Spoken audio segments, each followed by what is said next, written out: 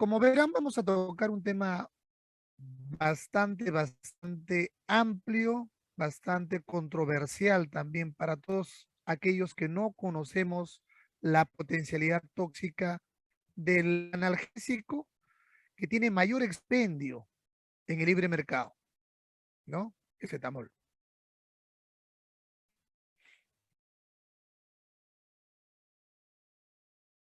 Recording in progress.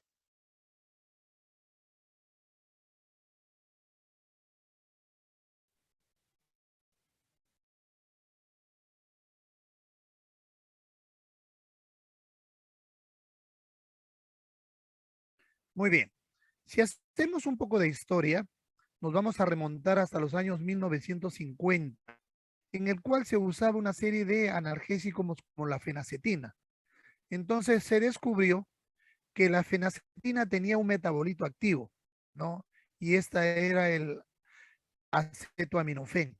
Y desde ese año comenzó a expenderse y a popularizarse su uso, a tal punto que en la actualidad se utilizan más de 200 medicamentos de diferentes marcas y de diferentes tipos.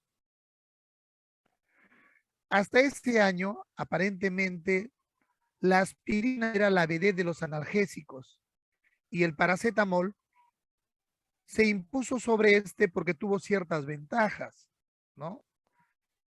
No producía mucha alergia o no producía alergia. La aspirina era muy alergizante, producía intolerancia gástrica y además por su acción de antiagregación plaquetaria a veces producía sangrado, cosas o características que no tenía el paracetamol.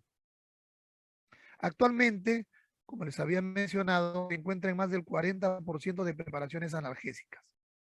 En el año 1966 se describe por primera vez el caso de una necrosis hepática producida por una intoxicación aguda. Y a partir de ese año y con los seguimientos se fue observando que este tipo de intoxicación aguda y de necrosis hepática iba en aumento. Y no fue sino hasta el año 1973 en donde se introdujo el tratamiento antidótico con la N-acetilcisteína. Y la morbilidad y la mortalidad que se había ido incrementando desde el inicio de su uso comenzó a disminuir. Reportes actuales nos dicen aproximadamente en los servicios de emergencia acuden 56,000 pacientes por año en Estados Unidos por intoxicación aguda de paracetamol. De ello, 26,000 pacientes requieren hospitalizaciones y de ellos 458 mueren.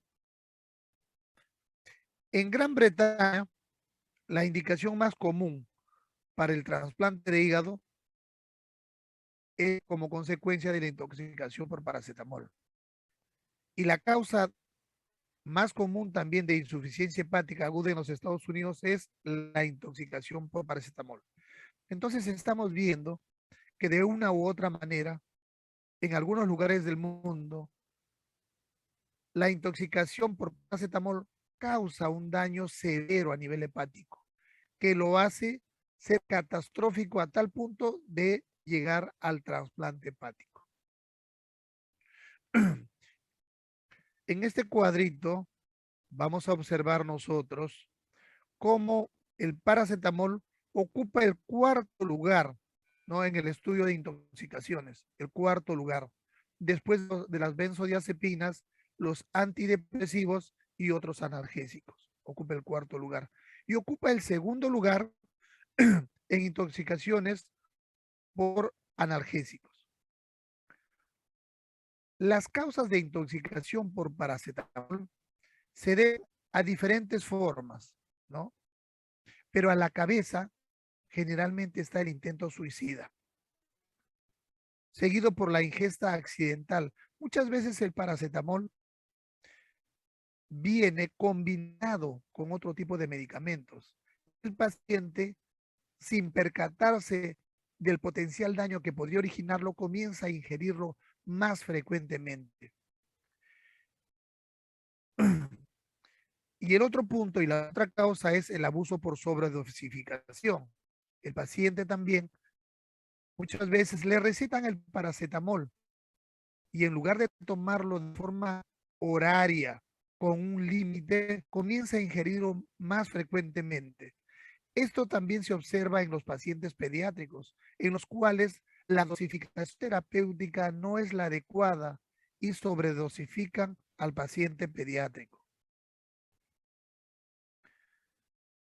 Si hablamos de las propiedades farmacológicas, el paracetamol es un derivado del paraminofenol. Y propiedad que deben ustedes recordar, a diferencia de los antiinflamatorios no esteroideos, el paracetamol es solo analgésico y antipirético. Recuerdan ustedes que los antiinflamatorios no esteroideos son pues analgésicos, antipiréticos, antiinflamatorios y antiagregantes plaquetarios, ¿no? Su volumen de distribución es de aproximadamente 1 litro por kilo de peso corporal y la dosis terapéutica recomendada en niños es de 10 a 15 miligramos por kilo y la dosis máxima que debemos administrar en ellos es entre 75 a 80 miligramos por kilo por día. En los adultos, la dosis se recomienda entre 250 a 1000 miligramos cada 4 a 6 horas, de tal forma que la dosis máxima es de 4 gramos por día, ¿no? ¿Cuándo se desarrolla hepatotoxicidad en los adultos? Cuando el paciente adulto ingiere una dosis única mayor de 150 miligramos por kilo, o lo que equivale a 10 gramos en un día. ¿Cuál es la farmacocinética del paracetamol? La vía de administración actual es oral y también tenemos paracetamol endovenoso, ¿no? La vía de administración más frecuente es la vía oral. Por lo tanto, el paracetamol se absorbe rápida y completamente por el tracto digestivo, ¿no? ¿A los cuántos minutos vemos nosotros el efecto analgésico o antipirético del paracetamol? Al cabo de 30 minutos. ¿Cuánto tiempo dura una dosis ingerida? Aproximadamente 2 horas, ¿no? Y los niveles terapéuticos oscilan entre 10 a 20 microgramos por kilo. Alcanza su concentración máxima a los 30 o 90 minutos y esta concentración no debe exceder los 300 microgramos por mililitro. Pasado las 4 horas, esta concentración debe disminuir a la mitad, a menos de 150 microgramos por mililitro. Cuando nosotros ingerimos paracetamol, las concentraciones séricas alcanzan su punto máximo en 4 horas, incluso en el caso de una sobredosis, ¿no?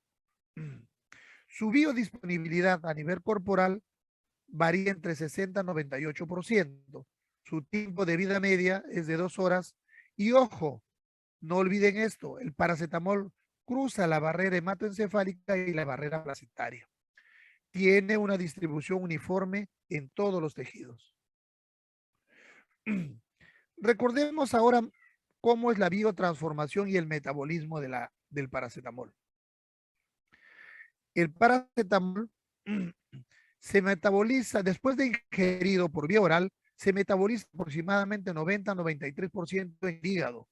En el hígado sufre procesos de oxidación y de conjugación y es transformado a sulfatos y ácido glucurónico, los cuales son eliminados por la orina.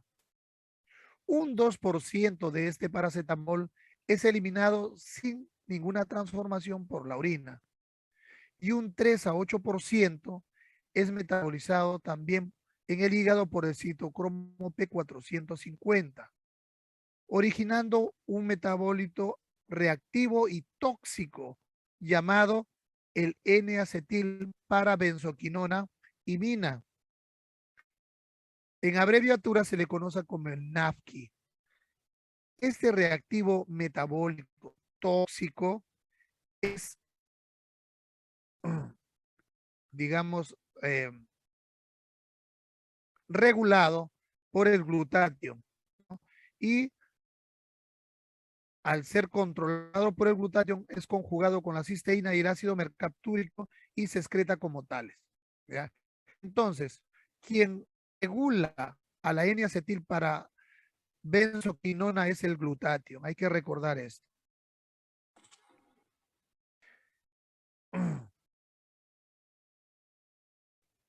No nos olvidemos que este metabolito es tóxico, reactivo y electrofílico, ¿no? Y el único que puede mediar y el único que puede controlar a nivel hepático es el glutatión. Cuando nosotros administramos el paracetamol en dosis terapéuticas adecuadas, no tenemos ningún problema. Tiene un muy buen margen terapéutico y es totalmente seguro. El problema es cuando nosotros sobrepasamos esas dosis, ¿no? Recuerden ustedes que en los adultos la hepatotoxicidad es cuando se ingiere más de 4 gramos. Entonces, a partir de 5 gramos y hasta los 15, la toxicidad va a variar, ¿no? Por ejemplo, en los adultos que ingieren menos de 105 miligramos por kilo, no vamos a encontrar hepatotoxicidad. Sin embargo, en los que ingieren más de 250 miligramos por kilo, vamos a encontrar un daño hepático severo que origina aproximadamente, que compromete aproximadamente el 50% del hígado. Cuando la dosis aumenta a 350 miligramos por kilo, el daño hepático se torna mucho más crítico y aproximadamente alcanza casi el 100% del hígado. En los adolescentes, la dosis hepatotóxica es mucho menor, fluctúa entre 125 y 150 miligramos por kilo. Y cuando uno de nuestros pacientes ingiere en dosis mayores a 13 miligramos, la dosis se convierte en letal, ¿no? Habíamos estado mencionando que con la dosis terapéutica tiene muy buen margen de seguridad. Sin embargo, aun cuando demos nosotros dosis terapéuticas adecuadas y estemos administrando a pacientes que de alguna forma tienen algún factor de riesgo para hepatotoxicidad, estas dosis deben disminuirse. Por ejemplo, en los pacientes alcohólicos crónicos hay que disminuir la dosis. En los pacientes que usan fármacos inductores de citocromo P450, por ejemplo, los epilépticos, los que están tomando medicamentos tuberculostáticos, los que ingieren fenobarbital. Entonces, todos esos pacientes se les debe disminuir las dosis por la posibilidad potencial de daño hepático. También tener en consideración en aquellos pacientes malnutridos, ¿no? O que cursan con anemia o que hacen ayunos prolongados, por ejemplo, la anorexia nerviosa. En ellos, el glutatión es disminuido, por lo tanto, es un factor para que el paciente hacer hepatotoxicidad. Entonces, si bien es cierto, ya conocemos las dosis terapéuticas, también ya sabemos a partir de cuánto el paracetamol es tóxico. No debemos olvidarnos que hay pacientes que tienen algún factor de fondo que nos hace ajustar esas dosis terapéuticas para no ocasionar daño hepático. Esto es simplemente para recordarles que una vez que el paracetamol es metabolizado y es transformado en el reactivo tóxico metabólico, que es el NAPQI, este puede producirse en cantidades exageradas, de tal forma que satura la vía de conjugación y se encuentra pues circulando, ocasionando el daño hepático. En otras circunstancias, por los factores mencionados, el glutatión puede estar disminuido y cuando el glutatión está disminuido en más de 30%, también puede originar que se precipite el daño hepatotóxico producido por el NAPQI. En esta diapo lo que estamos observando es la lesión histopatológica a nivel del cual el paracetamol produce. Una vez que el paracetamol que adhiere a las membranas del hepatocito, sobre todo a nivel del centro lobular, va a producir pues a ese nivel necrosis centro lobular. ¿Cómo va a ser el cuadro clínico que va a presentar un paciente que está con intoxicación aguda por paracetamol? Académicamente se lo ha dividido en 4 grandes etapas. ¿Ya? La etapa número 1, que es por tiempo menor de 24 horas, en donde el paciente presenta una sintomatología inespecífica, náuseas, vómitos, palidez, diaforesis. El paciente pudiera estar asintomático muchas veces, en los cuales no se evidencia lesión hepática alguna. Pasado el tiempo y entre las 24 a 72 horas, el paciente comienza a presentar evidencia de hepatotoxicidad por necrosis hepática y se distiende el hígado originando dolor en cuadrante superior derecho, ¿no? Las aminasas comienzan a elevarse y en el dosaje podríamos encontrar las transaminas elevadas a más de 1000 unidades internacionales por litro y la bilirrubina también empieza a incrementarse, así como el tiempo de protrombina. En la etapa 3, que va de las 72 a 96 horas, es la etapa de mayor daño a nivel hepático. Es la etapa de mayor hepatotoxicidad, pudiendo encontrarse elevaciones de transaminasas hasta por encima de 10.000 unidades internacionales. Acá en esta etapa también se puede observar necrosis tubular aguda por el mecanismo de daño directo del NAPQI a nivel renal. Y un 25 al 50% entonces de estos pacientes pueden hacer insuficiencia renal, ¿no? En esta etapa la mortalidad se eleva y el pronóstico puede ser fatal. En esta etapa los pacientes comienzan a presentar complicaciones serias, disfunciones multiorgánicas, como por ejemplo edema cerebral, sepsis, hemorragias o distrés respiratorio. Esta es la etapa de mayor complicación.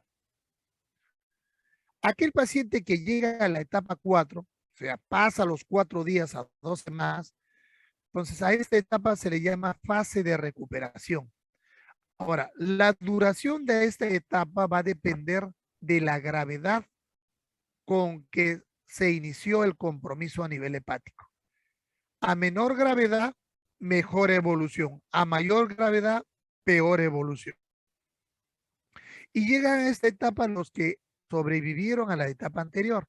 En esta etapa se va a producir la regeneración hepática completa de los hepatocitos, a partir de los hepatocitos que no fueron tocados.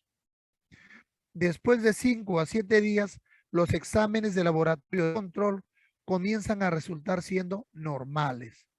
En algunos pacientes, la recuperación de los daños histológicos que sufrieron puede tardar hasta meses en repararse. ¿Cómo llegamos al diagnóstico de la intoxicación por paracetamol?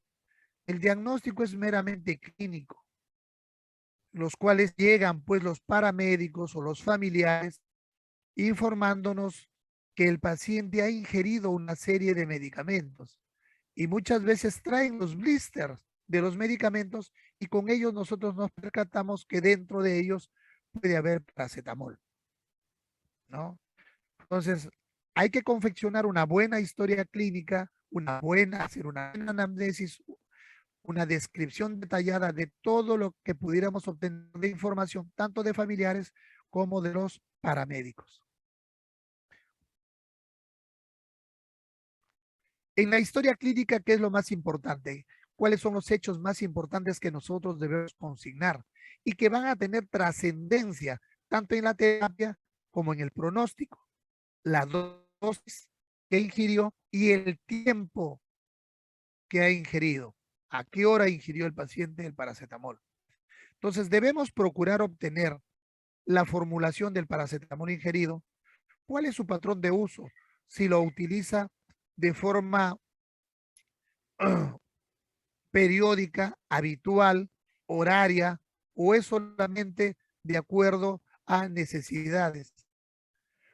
¿Con qué otra cosa lo ingirió? Si lo ingirió solo o lo ingirió con algún otro medicamento. ¿Cuál fue la intención del uso que tuvo este paciente? ¿Por analgesia o porque tiene algún factor, algún gesto psiquiátrico o depresivo que lo invite al suicidio? ¿O de repente lo está ingiriendo porque tiene alguna dolencia secundaria, un problema traumático?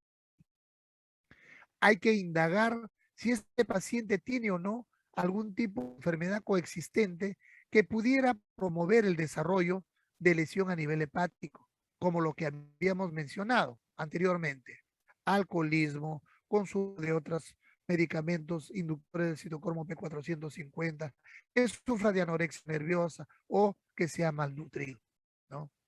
Hay que también indagar y obtener la mayor cantidad de información de paramédicos, de los testigos y familiares. Y sobre todo, indagar si es alcohólico o tiene algún tipo de lesión hepática. Cuando nosotros abordamos un paciente de este tipo, lo principal, ya ustedes lo conocen, es evaluar y estabilizar al paciente haciendo el manejo del ABC en intoxicaciones agudas, ¿no? Para tratar de esa forma de identificar ingestión y tratamiento potencialmente mortales. O de repente el paciente asociado a este problema ha tenido algún tipo de lesión traumática. ¿Qué vamos a monitorear?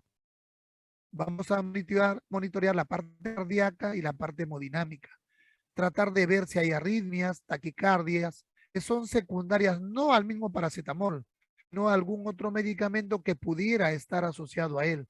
O de repente, porque está cursando con algún otro factor como deshidratación, pérdida de sangre, dolor o agitación. Observar su forma de respirar del paciente, ¿no? Si está taquipneico, nos pudiera orientar a pensar que estamos frente a un paciente que pudiera estar cursando con una acidosis metabólica, una alcalosis respiratoria, o de repente pudiéramos estar ante un paciente que está cursando con hipoxia.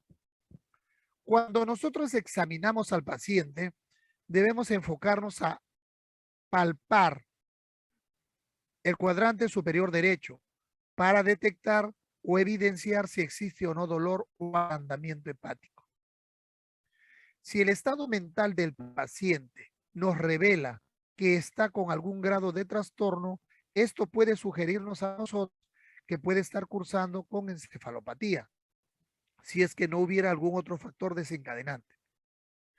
Y buscar hurgar dentro de sus antecedentes, lo que habíamos mencionado: antecedentes de intentos suicidas, antecedentes de depresión u otro tipo de enfermedades psiquiátricas que nos haga pensar que la ingesta aguda de este paracetamol ha sido con este tipo de intención. ¿Qué estudios diagnósticos solicitamos? Pedimos análisis de laboratorio.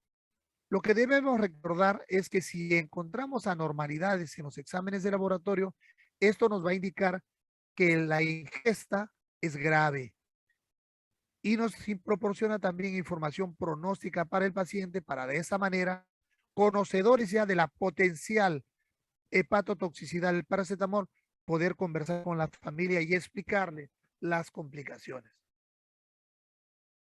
Los análisis de sangre que nosotros solicitemos al paciente deben ser entre las 4 y 8 horas después de la ingestión para tener un diagnóstico preciso.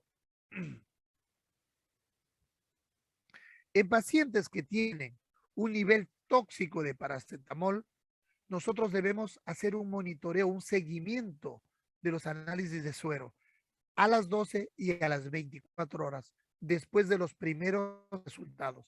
Esto es para monitorizar al paciente y ver su pronóstico.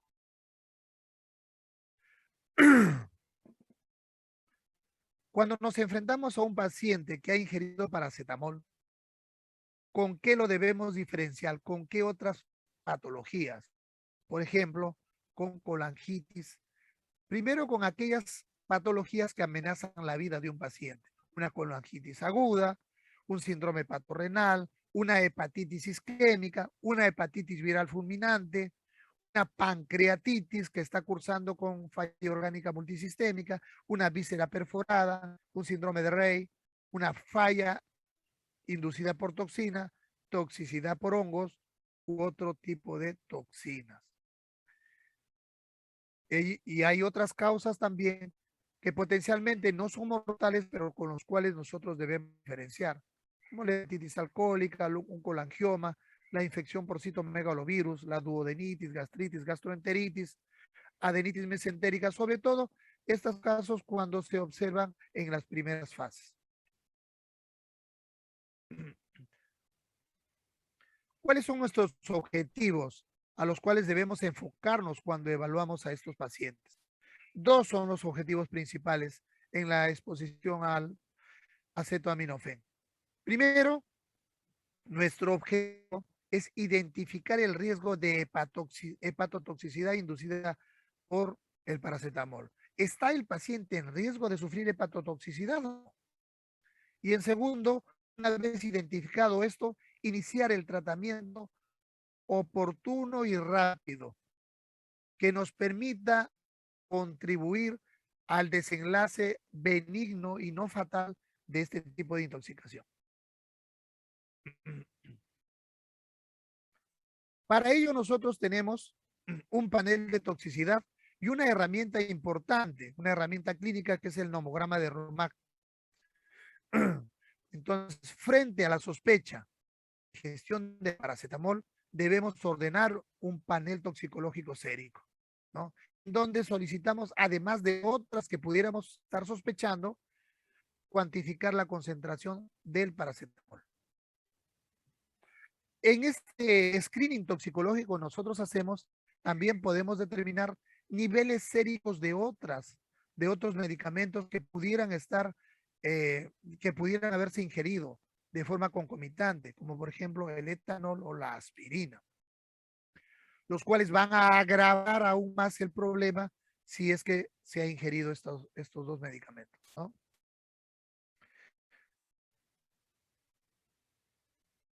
La recomendación es que nosotros debemos medir el paracetamol 4 horas después de haber ingerido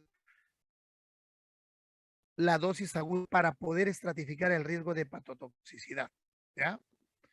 Si nosotros tenemos un paciente que llega antes de haber pasado 4 horas, este tipo de examen no nos va a predecir con precisión la toxicidad. Por lo tanto, no debe usarse para tratamiento guía, ¿ya?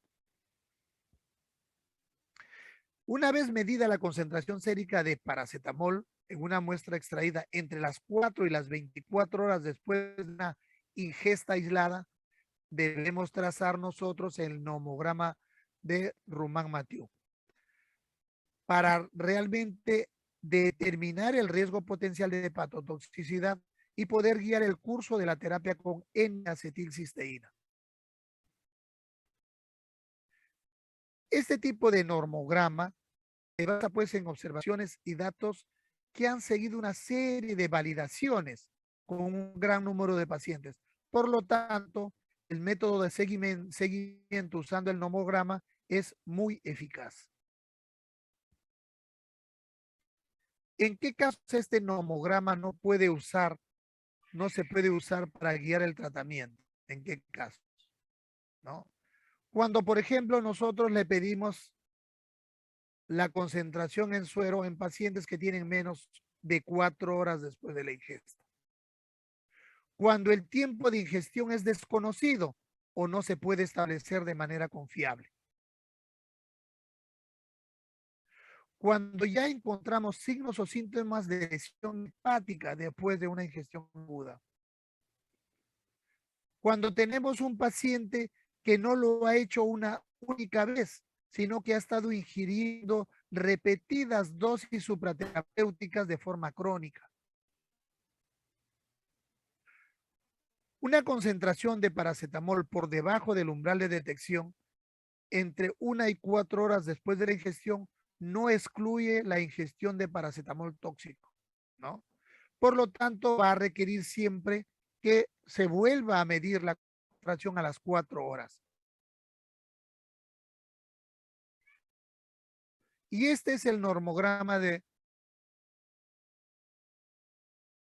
Rumac-Mathieu, ¿no? Entonces, habíamos dicho que sea cual fuere la dosis que nosotros ingiramos, después de 4 horas se debe estar por debajo de 150 microgramos, ¿no? Entonces, basados en ese concepto original de origen, nosotros vamos a tratar de interpretar este nomograma. Recuerden que el nomograma simplemente nos sirve para la evaluación y el seguimiento de la sobredosificación aguda en una sola, para que el paciente entre 4 y 24 horas después de la ingestión. No nos sirve para pacientes crónicos, ¿ya? Entonces, una vez que nosotros tenemos este tipo, hacemos la medición a las 4 horas y vamos a obtener que si el paciente tiene menos de 150 microgramos por decilitro, el paciente está fuera de peligro, no hay riesgo. Si el paciente está entre 150 y 200, tenemos un riesgo posible. Y si el paciente está por encima de 200, hay un riesgo probable.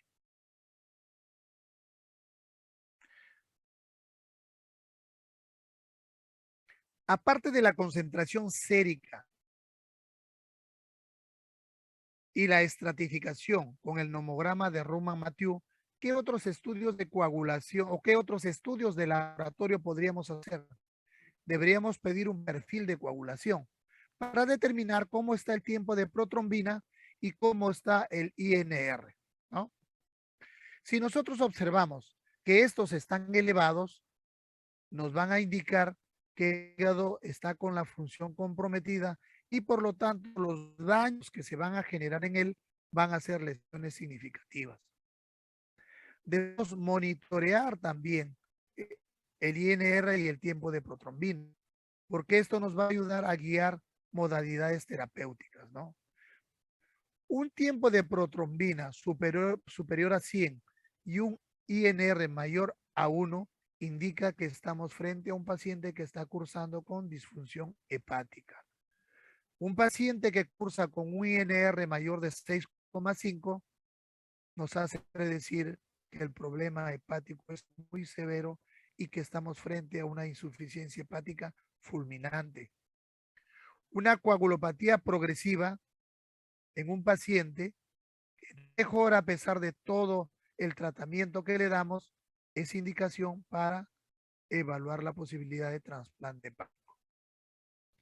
Además de ello, debemos pedir también todo el perfil hepático, ¿no? Todo el panel hepático.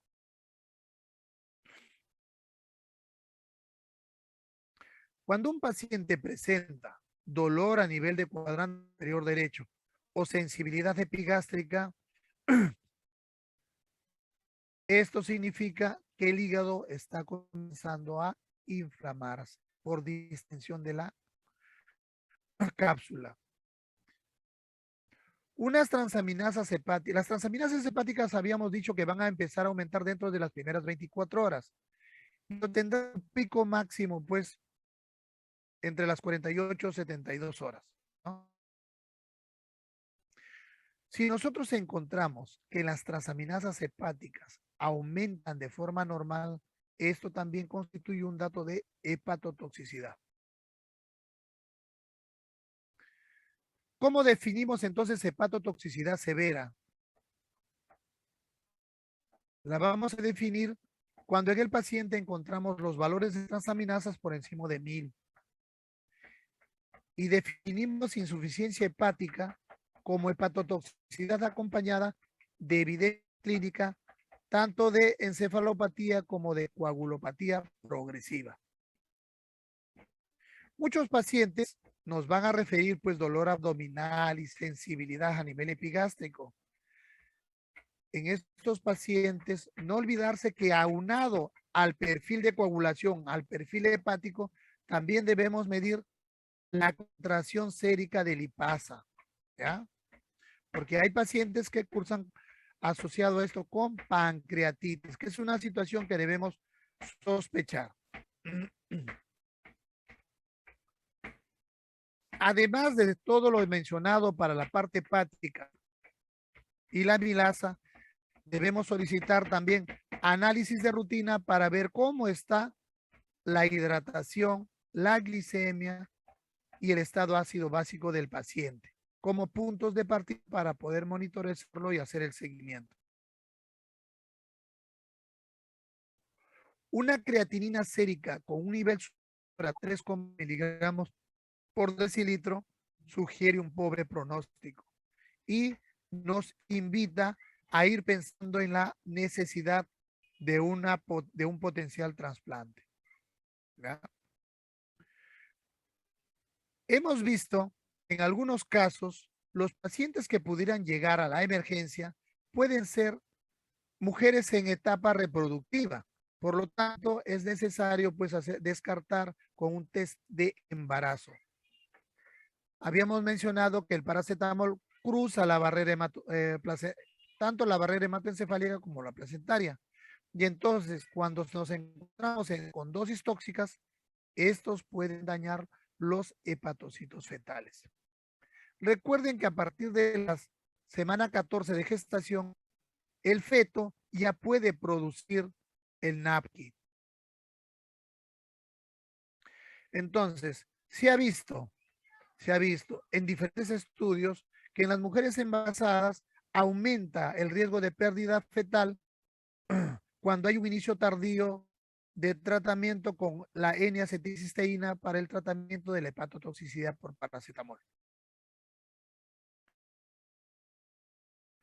Otro examen que también podríamos pedir es el ecocardiograma, con los fines ya antes mencionados, evaluar arritmias probablemente desencadenados por otro tipo de medicamentos, ¿no? Ahora, se han encontrado, aunque de forma inusual, bien, en sobredosis severa de paracetamol, que estas pueden causar isquemia coronaria directa y efectos tóxicos directos sobre el miocardio, ¿no? En pacientes que fallecieron de sobredosis fatales, se encontró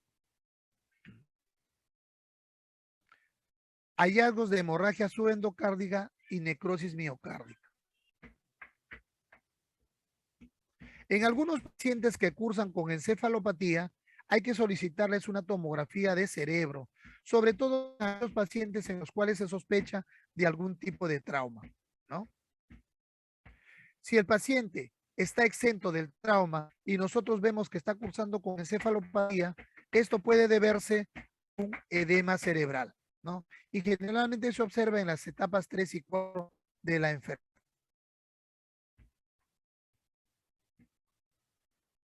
Muy bien.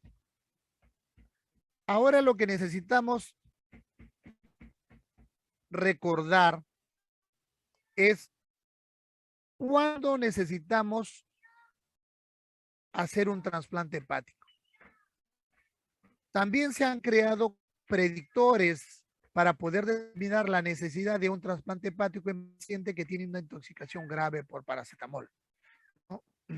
Y hay algunos criterios que se han establecido, como por ejemplo un pH menor de 7,3, una acidosis metabólica, a pesar de que al paciente ya se le hidrató de forma agresiva.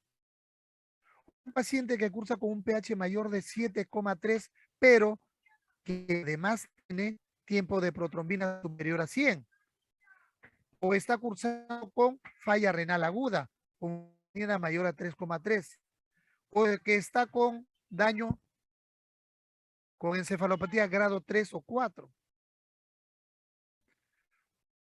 Otro predictor es la concentración de lactato sérico elevado.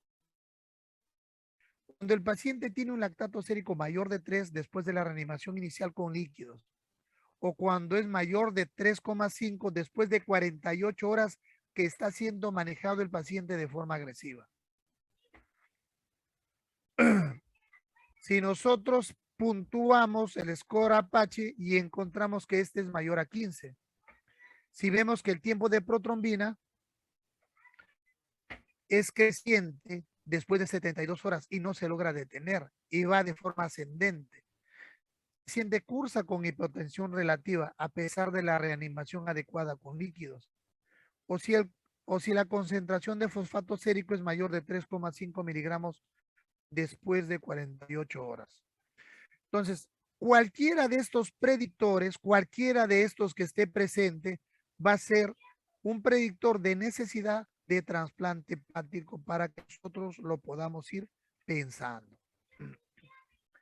Nuestro tratamiento para un paciente que llega por intoxicación aguda por paracetamol. Primero, debemos limitar la absorción gastrointestinal. Y ustedes ya lo saben, se utiliza carbón activado. Lo podemos utilizar hasta 4 horas después de la ingestión. ¿Qué debemos hacer? Administrar nuestra terapia antidotal. El antídoto es la N-acetilcisteína. Debemos dar tratamiento de la falla hepática fulminante que se presentara. Y lo que no debemos desestimar es que ante este tipo de pacientes, si es que ustedes están en una zona donde no pueden manejar, referirlo para la posibilidad de un trasplante hepático, si cumple alguno de los criterios de predicción que hemos mencionado anteriormente. Durante el manejo de nuestro paciente debemos mantener y dar los cuidados y el soporte adecuado hasta salir de este problema o derivar al paciente. Debemos controlar las náuseas, los vómitos, manejar de forma adecuada la disfunción renal, monitorear y tratar la hipoglicemia y administrar vitamina K, plasma fresco congelado por la coagulopatía que pudiera presentarse. Entonces, el tratamiento que debemos dar se basa en hacer lavado gástrico, aunque actualmente ya no se recomienda hacer ello, ¿no? Tampoco inducir al vómito, sobre todo si en aquellos pacientes que pudieran tener algún grado de trastorno de conciencia. Debemos administrar carbón activado, ¿no? Sobre todo en la primera hora post ingesta. Y algunos recomiendan que hasta la cuarta hora. Debemos administrar lo más precozmente el uso de N-acetilcisteína si estamos frente a un posible riesgo. Y plantear el trasplante hepático si es que el paciente tiene alguno de los predictores mencionados. Carbón activado, ya ustedes lo conocen, absorbe el antídoto. No hay evidencias que inhiba la eficacia clínica de la N-acetilcisteína, por lo tanto lo podemos usar combinado, ¿no? ¿Qué es lo que se sugiere? Utilizar en las primeras horas posteriores a la administración, a la primera dosis de N-acetilcisteína. Entonces, tan pronto llega el paciente y si estamos dentro de la hora adecuada, las primeras horas, administrar pues carbón activado. Para la N-acetilcisteína tenemos la posibilidad todavía de las 4 horas para poder hacer el dosaje de la concentración sérica. Evidencia efectiva del carbón activado no existe. ¿Cuándo está indicado el tratamiento con N-acetilcisteína? Habíamos mencionado, ¿no? Si el nivel de suero sérico está sobre la línea de tratamiento de acuerdo a Ruma-Mathieu, medido de 4 a 24 horas después de la ingesta, ¿no? ¿Recuerdan ustedes? ¿No? Cualquier concentración de paracetamol detectable más de 24 horas después de la ingestión. Si usted la duda, no saben cuándo se ingirió, le toman, le hacen la medición de esa concentración y esta pasa los 200 microgramos, indudablemente a este paciente hay que administrarle, ¿no? Cuando el tiempo de ingestión no se puede determinar, mejor es administrarle la N-acetilcisteína. Cuando el paciente tuvo una ingesta supraterapéutica de forma repetida, también le administramos. Si a pesar de todo lo que hacemos, el nivel de paracetamol en suero aumenta 20 microgramos por mililitro, o si el paciente tuviera transaminasas elevadas. Entonces, en estos casos, son indicaciones para tratamiento con N-acetilcisteína. Nuevamente, ¿no? Tenemos acá el nomograma de Ruma-Mathieu dentro de las 8 a 10 horas después de la ingesta como una forma de control para reducir la incidencia de hepatotoxicidad y mortalidad. Simplemente para recordarles que los valores normales deben ser menores de 150 microgramos y en ellos no vamos a tener ningún riesgo. Valores por encima de 150 hasta 200 riesgo posible y por encima de 200 riesgo probable. ¿Ya? No debemos administrar N-acetilcisteína a pacientes por debajo de la línea del tratamiento, la línea del tratamiento del normograma. En pacientes en los cuales no puede ser estratificado el riesgo, debemos administrar N-acetilcisteína. Sobre todo si sospechamos la probable hepatotoxicidad, ¿no? O sea, si ha habido una dosis excesiva de ingesta. ¿Cómo hacemos la administración de la N-acetilcisteína? ¿Cómo la hacemos? Si es por vía oral, la dosis de carga es de 140 miligramos por kilo de peso por una dosis. Y después de ello, 70 miligramos por kilo de peso cada 4 horas por 17 dosis más, ¿no? La N-acetilcisteína tiene diferentes nombres. La primera marca comercial que salió fue el Fluimucil. Y vienen en presentación de 200, 300 y 600 miligramos. Si es por vía endovenosa, el tratamiento debe estar dentro de las 8 horas de la ingestión y el bolo inicial es de 150 miligramos por kilo de peso. Esta cantidad, la dosis inicial debe ser administrada en 1 hora. Y posteriormente seguida de una infusión de 12.5 miligramos por kilo en las siguientes 4 horas y después de 6,25 miligramos por kilo por hora en las siguientes 16 horas. Esto es para las ingestiones agudas, ¿ya? Para el tratamiento, después que pasaron 8 horas de ingestión, o tenemos un paciente que tiene factores de riesgo o que ha ido consumiendo de forma crónica, entonces la infusión es de 12,5 miligramos por kilo por hora en las siguientes 48 horas.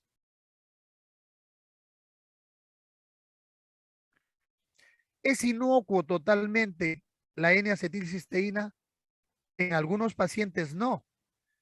Y pudiéramos observar hasta en un 15% algunas reacciones adversas, como son prurito, enrojecimiento y erupción cutánea, ¿no? Algunos pacientes pueden presentar una reacción anafilectoide, incluso con shock, broncoespasmo, pulsiones e incluso la muerte, que se han visto de forma muy infrecuente, 2%, y van a depender sobre todo de las dosis que administramos, de la tasa de administración, la concentración, ¿no? Todas estas reacciones adversas se mitigan mediante la administración de una infusión mucho más lenta de la N-acetilcisteína, pero además de eso debemos también administrar antihistamínicos, corticoides, si es necesario, ¿no? Los pacientes atópicos, aquellos pacientes que tienen asma, pueden tener un riesgo mucho más alto de presentar una reacción adversa a la N-acetilina. A ver, acá algunas controversias. Carbón activado seguido de N-acetilcisteína. Han habido muchas preocupaciones sobre la posible reducción en la biodisponibilidad cuando utilizamos de forma concomitante N-acetilcisteína y después el carbón. Pero sin embargo esto no ha sido validado. Entonces no es necesario ajustar dosis de N-acetilcisteína cuando se administra con carbón activado, ¿no? Si nosotros tendríamos que escoger entre cuál administrar, carbón activado o N-acetilcisteína, entonces nosotros elegiríamos la N-acetilcisteína. Con respecto a cimetidina, el cimetidina antiguamente se utilizaba sobre todo como un protector gástrico, pero también tiene una función de inhibidor del sistema citocromo P450. Entonces, por sus propiedades farmacocinéticas y dinámicas, podría utilizarlas para la inactivación del NAPS, ¿no? Sin embargo, no se ha demostrado ningún beneficio. Por lo tanto, en la actualidad no se usa. Otros antídotos que están incluidos como que pudieran ayudarnos la metionina, la cisteamina y el dimercaprol, ¿no? Sin embargo, nunca se encontró evidencia de que estos tengan un efecto significativo sobre la mortalidad. Además, comparándolo con N-acetilcisteína, tienen una mayor incidencia de efectos secundarios.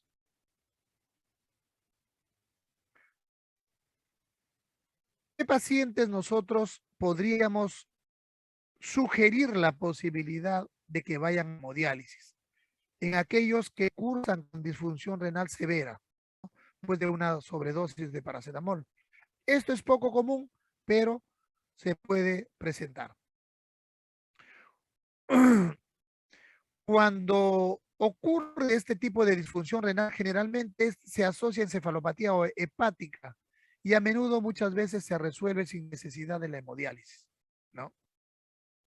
Si hay indicación de hemodiálisis, como por ejemplo, gente está cursando con una acidosis severa, una acidosis metabólica severa, entonces la hemodiálisis puede realizarse, pero hasta llegado el momento en que va a ser necesario el trasplante de hígado. El problema es que si nosotros estamos tratando de forma eficiente con N-acetilcisteína, un paciente que va a requerir hemodiálisis, si lo sometemos a barre efectivamente el acetaminofén, pero también elimina el antídoto, ¿ya? En conclusión, este tipo de intervención no ofrece ningún beneficio para el uso de rutina cuando hay una intoxicación aguda por paracetamol.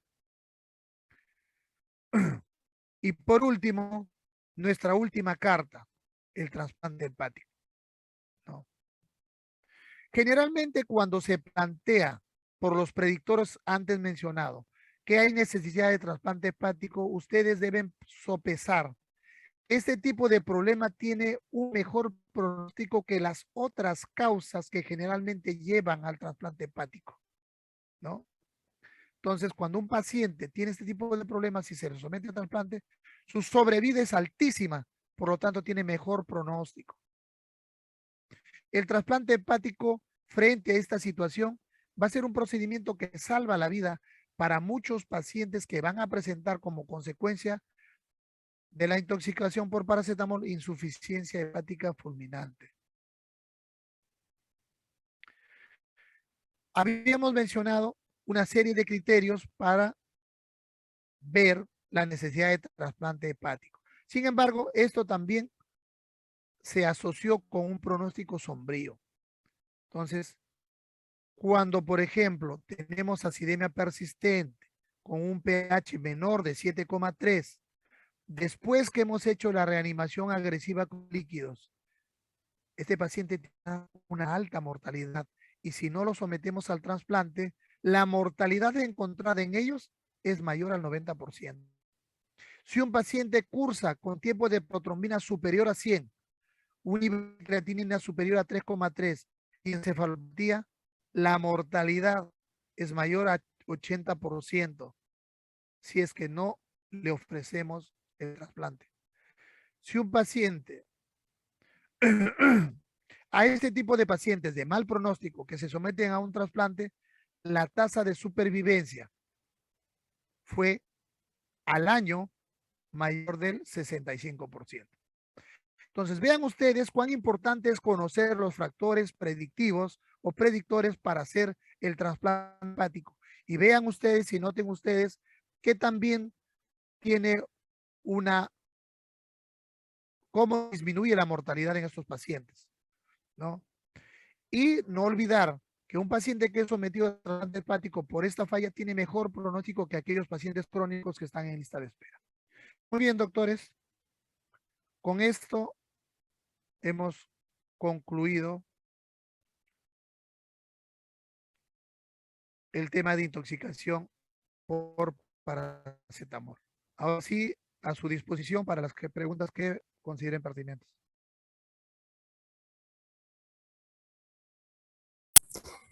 Buenas noches, doctor. Yo tenía una pregunta. Quisiera aclarar algo entonces. si nosotros estamos dando el antídoto que es la N-acetilcisteína al paciente, entonces, ¿cuándo sería la indicación de darle una hemodiálisis? Porque usted mencionó que la hemodiálisis también elimina el antídoto. Entonces, ¿cuándo es que le daríamos la hemodiálisis a pesar de estarle dando el tratamiento? Solamente cuando usted va a definir que este paciente va a ser sometido a trasplante. Solo en esas Ok, circunstancias. ok. Ok.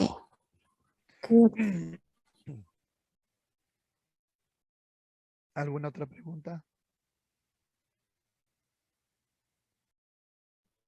Doctor, sí, otra pregunta. Usted mencionó que se utilizaba el normograma de Rumack y Matthew para determinar cuándo es que deberíamos darle también el antídoto, ¿no?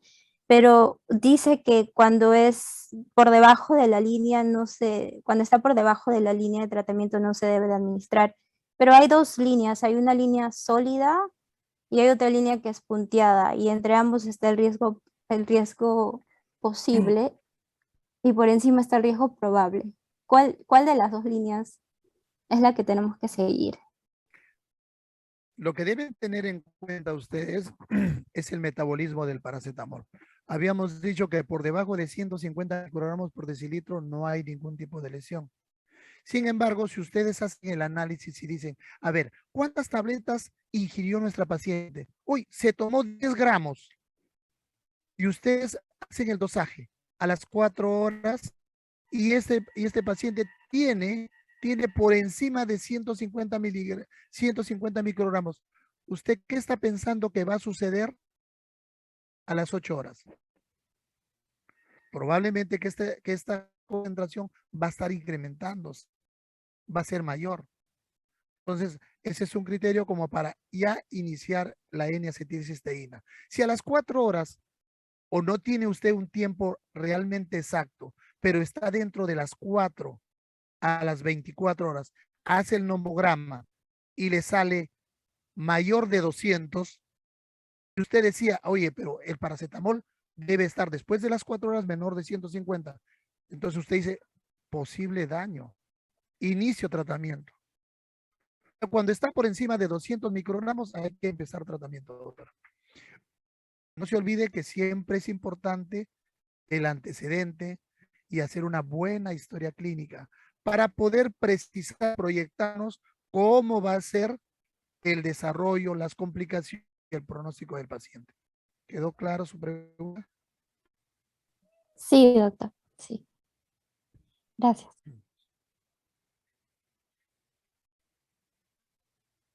¿Alguna otra pregunta? Doctor, una última pregunta. En Sí, los, doctor. en los departamentos de emergencia actualmente se está dando tanto el carbón activado más el N-acetilcisteína o solamente el N-acetilcisteína. Nosotros utilizamos solamente N-acetilcisteína. Ok.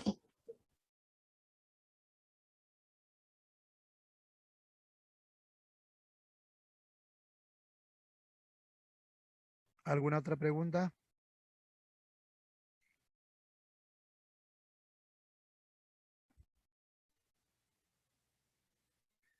Muy bien, doctores. Yo creo que si no hay ninguna otra pregunta, les agradezco el haberme permitido compartir con ustedes este tema. Por favor, que no queden ustedes, compártanlo, conversen con sus familiares, conversen con sus amigos. Si bien es cierto, el paracetamol en dosis terapéuticas adecuadas tiene un margen de seguridad, también explíquenles que cuando se sobredosifican, que cuando utilizan más de lo necesario, potencialmente es hepatotóxico y pueden originar daños severos. No se queden con esto, compártanlo. Creo que hoy día es su última clase teórica, ¿no? O todavía tienen más clases teóricas.